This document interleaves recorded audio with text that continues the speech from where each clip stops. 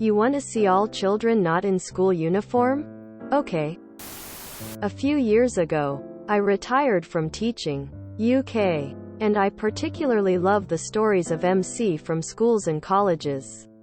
The recent threads about MC by students which teachers had to take on the chin brought back many memories, so I thought I'd share one which involved me and my students and which happened in my first year of teaching. 1981. I was fresh out of college and went to teach science in a secondary 11 to 16 school in a rural town in which a lot of the students were the children of farmers and could be quite a challenge. I was only a few years older than some of them, and I was walking a very fine line between wanting to be liked and having some level of respect, authority.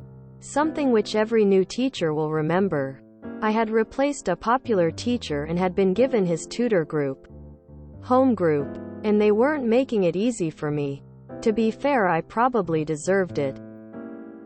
One of the main protagonists was a boy whose father was a successful farmer who happened to be chair of the governors and who was always keen to protest when he wasn't happy with something. We'll call him Shish as those were his initials, and this was 40 years ago. The other person involved in this story is the head of year. I'll call him Geordie. Was an old-timer who had been unsuccessful when applying for the deputy headship, and so there was a fair amount of resentment bubbling away which he tended to take out on children and occasionally staff. Our school had a uniform policy. I didn't have a problem with this as such, as it does act as a bit of a leveler, especially when families can't afford the latest fashion, and as tutor, it was my job to make sure my children were appropriately dressed, which I was doing to the best of my ability. Anyway, many of the children were in basic uniform, but they sometimes pushed the limits of what was acceptable. A common problem was whether footwear was trainers or shoe. But as long as their appearance was within the spirit of the rules, I was pretty much okay with it.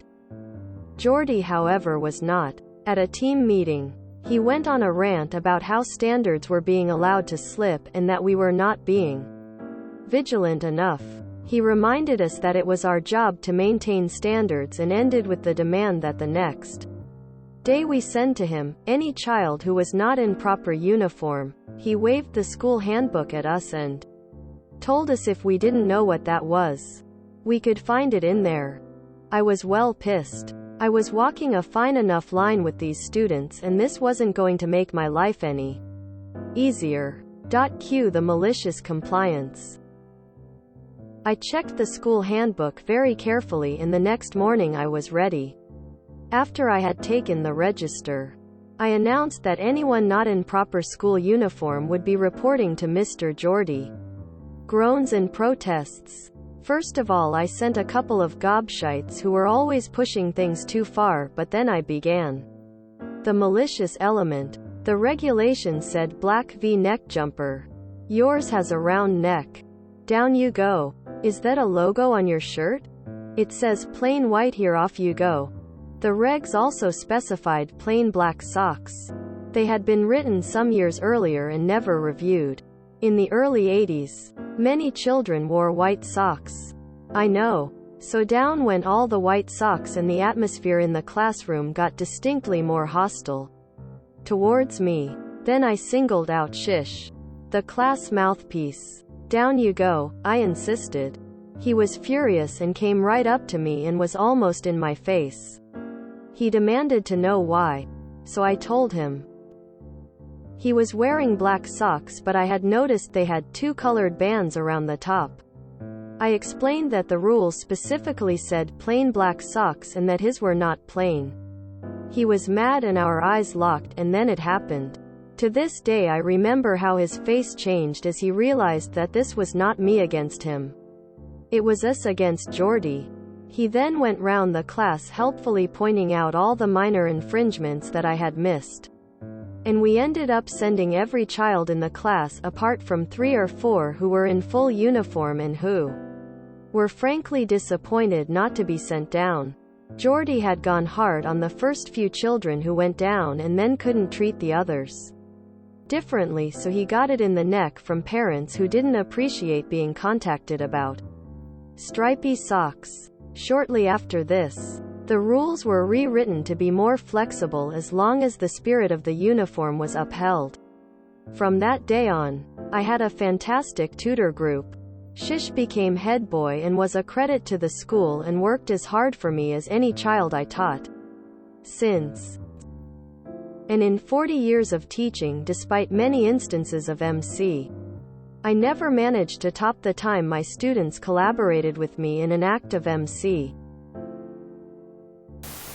The light bulb went on. Oh. Well then, let me aid you on this endeavor of shenanigans. Love the part where some of the kids were, frankly, disappointed they did not get sent to the office. Thanks for the laugh. I'm picturing Jordy as Argus Filch. My daughter, 8, was told not to bring toys to school. Every day for a week she took a different plant to school and put it on her desk. One day she took a cactus and 3 children got stabbed. She said the teacher also got stabbed because the children told her it wasn't sore. But it was. She didn't get in any trouble. But she's been asked to leave the plants at home. I misinterpreted the title and I was a little bit worried about how the story would unfold. Kind of makes me think of McGonagall during the time the Ministry took over Hogwarts.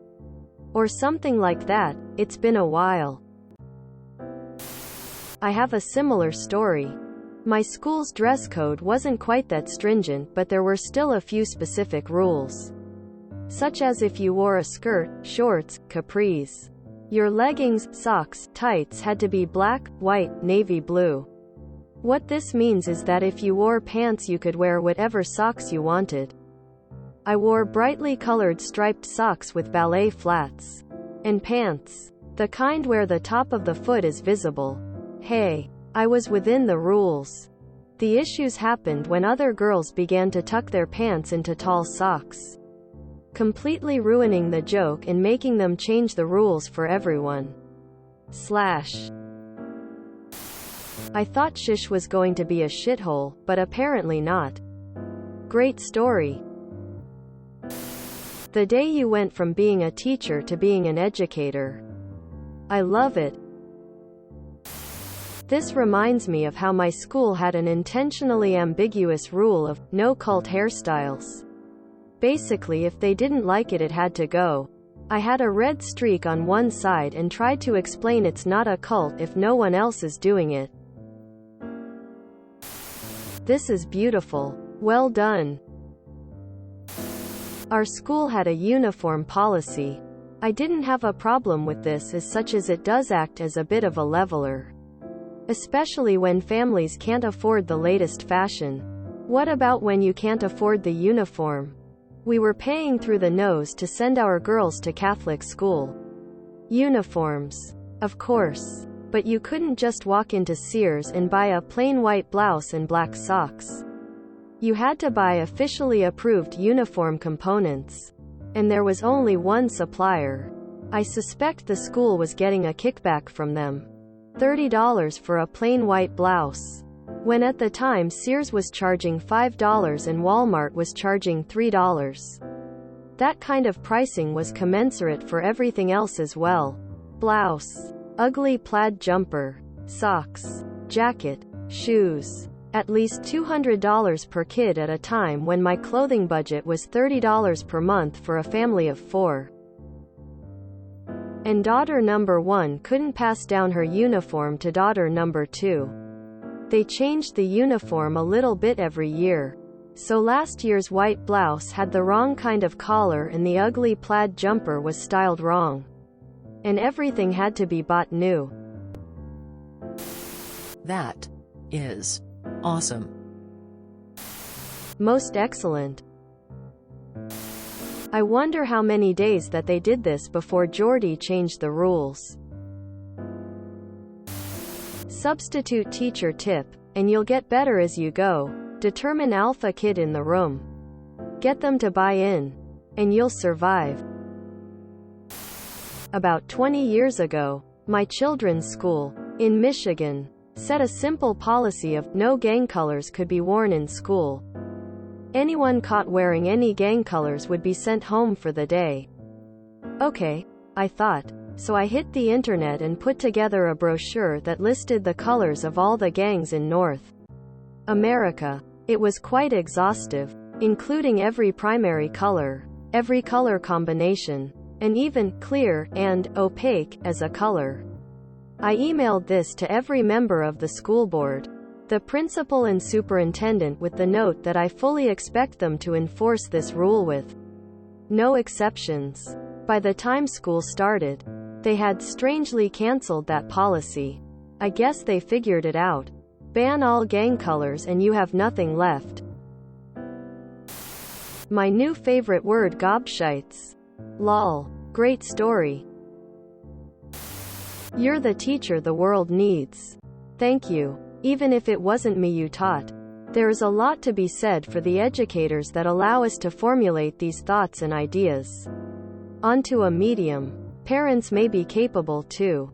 But in truth, you're more time with a teacher than a parent. I can't say all my teachers were like you, but the ones who were are the ones who taught and made an impact. I'm sure you have impacted thousands if not millions of lives.